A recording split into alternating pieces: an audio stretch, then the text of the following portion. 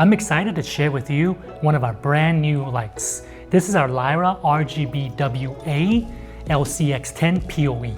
So this will be our first PoE color lights. Here I have with me one of our very first or final prototype before production. And I just wanted to give you guys a little sneak peek at what this light can do. Okay, so this is an 85 watts PoE light. So you will need a type 4 PoE switch or router to power this light. Okay, let's go over some of the features this light has.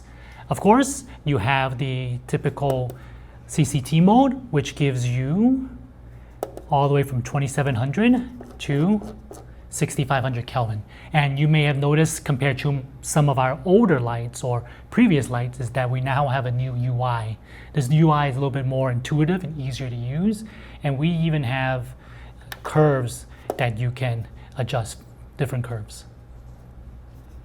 And on top of that, we also now have a lock button. If you hold it down for 5 seconds, it will put the device in lock and you will not be able to change anything by accident. So this includes color temperature, Kelvin, as well as DMX addresses. So let's go ahead and unlock it. Hold down 5 seconds. Okay, next we have the HSI mode, which is goes through your color wheel. You can change the intensity. Here you can change the hue, and bottom is saturation. When you're changing the color on the color wheel, either the saturation or the hue, you'll notice that we have a little cursor dot here that will navigate to kind of give you an idea of where the color is at. So next we have the RGB mode. Here you can control individual red, green, and blue bulbs by themselves. It would help if I turn the intensity on a little bit. So with just intensity, you don't get anything until you start adding colors. So now I have some red in here, then I'm gonna add some green, then you can add some blue. And with this, you can pretty much do any color combination you want.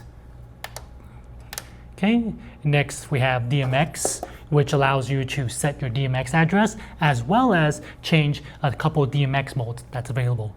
Well, one of them, it tells you how many channels each mode takes up. For example, this one is the CCT RGB mode, which takes up 7 channels. There's options for HSI mode only, which is 3 channels. RGB mode, 4 channels. And then you have CCT mode, which will only take up 2 channels. So depending on your situation, you may want to adjust this, mainly depending on if you are limited on board numbers. Okay, then we have our IP config, which allows you to set the light either having ArtNet, SACN, or even turning it off. And depending on which one you set it on, you can set the IP address, just static, and then the universe in the setting as well.